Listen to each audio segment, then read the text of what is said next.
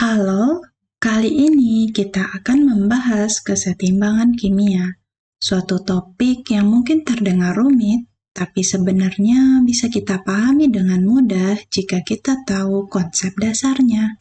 Dengan memahami kesetimbangan kimia, kita bisa menentukan apakah suatu reaksi sudah mencapai keadaan setimbang ataukah belum.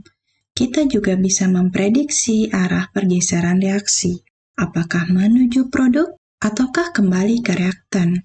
Bahkan, kita bisa mengontrol faktor-faktor tertentu untuk mendapatkan lebih banyak produk yang diinginkan. Kita akan mulai dengan memahami pengertian kesetimbangan kimia dan bagaimana prosesnya berlangsung. Lalu, kita akan bahas dua jenis kesetimbangan kimia. Kemudian, kita akan mengenal konstanta kesetimbangan kimia, Kc dan Kp, serta faktor-faktor yang dapat mempengaruhi kesetimbangan berdasarkan azas Le Chatelier, yaitu konsentrasi, suhu, tekanan, dan volume. Dan yang tak kalah menarik, kita akan cari tahu jawaban dari pertanyaan yang sering muncul. Apakah katalis benar-benar berpengaruh terhadap kesetimbangan? Apa sebenarnya yang terjadi dalam kesetimbangan kimia? Jadi, kesetimbangan kimia itu adalah suatu kondisi di mana konsentrasi reaktan dan produk tetap stabil seiring berjalannya waktu. Tapi, bukan berarti reaksinya berhenti ya. Pada saat yang bersamaan, sebagian produk terdekomposisi kembali menjadi reaktan, sehingga terjadi reaksi bolak-balik. Dengan kata lain, kesetimbangan terjadi ketika laju reaksi maju dan laju reaksi balik sama besar. Mari perhatikan persamaan reaksi berikut ini. Pada reaksi ini, produk adalah zat yang berada di sebelah kanan, sementara reaktan ada di sebelah kiri tanda panah. Kenapa reaksi kesetimbangan punya tanda panah dua arah? Coba perhatikan. Dalam reaksi kesetimbangan, kita menggunakan tanda panah yang memiliki dua arah berlawanan, yang menunjukkan bahwa reaksi tersebut berlangsung bolak-balik. Berbeda dengan reaksi kimia biasa yang hanya menggunakan panah satu arah. Kenapa begitu? Karena dalam kondisi kesetimbangan, laju reaksi maju dan laju reaksi balik sama besar. Artinya, jumlah produk dan reaktan tetap stabil meskipun reaksi terus berlangsung. Bagaimana prosesnya?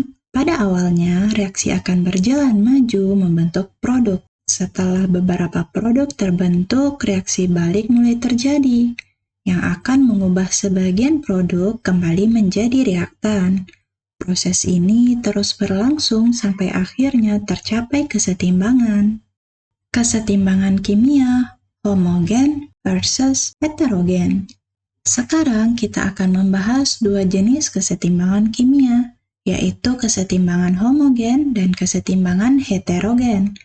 Kesetimbangan homogen terjadi ketika semua zat yang ada dalam reaksi, baik reaktan maupun produk, berada dalam fasa yang sama. Misalnya, semua spesies berada dalam bentuk gas atau larutan. Kesetimbangan heterogen sebaliknya, melibatkan reaktan dan produk dalam fasa yang berbeda. Misalnya, reaktan dalam bentuk padatan, sedangkan produk berupa gas atau cairan. Masih bingung? Mari kita lihat contoh konkretnya agar lebih mudah dipahami.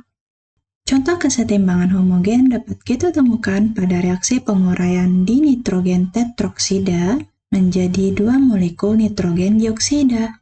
Coba perhatikan bahwa semua zat yang ada dalam reaksi ini berwujud gas, baik itu reaktan maupun produknya, sehingga tergolong sebagai kesetimbangan homogen.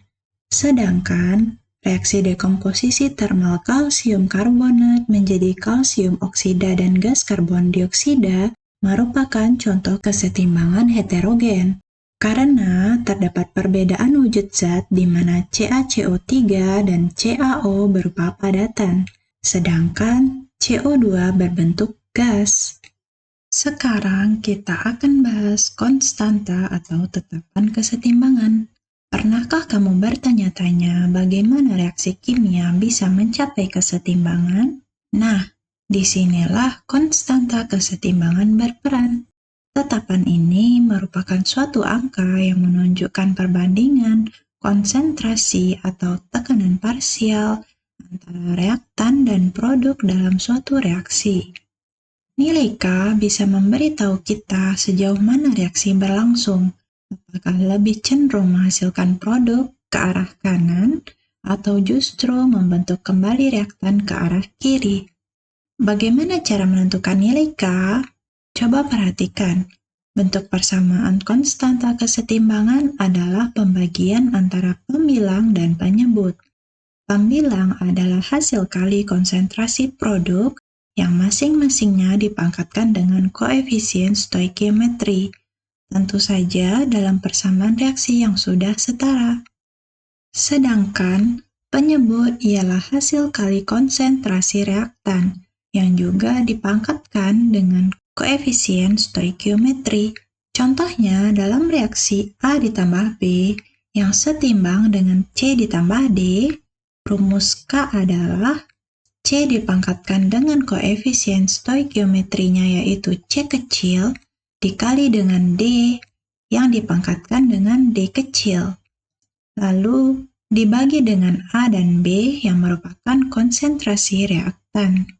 Biasanya timbul pertanyaan, mengapa terdapat huruf C kecil setelah simbol konstanta kesetimbangan? Nah, huruf ini menunjukkan bahwa satuan yang digunakan adalah konsentrasi molar, yaitu mol per liter. Jadi, kalau kamu melihat Kc, itu artinya perhitungan menggunakan konsentrasi dalam molaritas. Sebenarnya terdapat dua jenis satuan yang bisa digunakan untuk menyatakan konsentrasi zat dalam kesetimbangan, yaitu molaritas dan tekanan parsial. Molar digunakan untuk zat yang berwujud larutan atau gas. Satuan ini sering disimbolkan dengan tanda kurung siku dalam persamaan kesetimbangan, sedangkan tekanan parsial digunakan khusus jika semua zat dalam reaksi berwujud gas, baik produk maupun reaktan.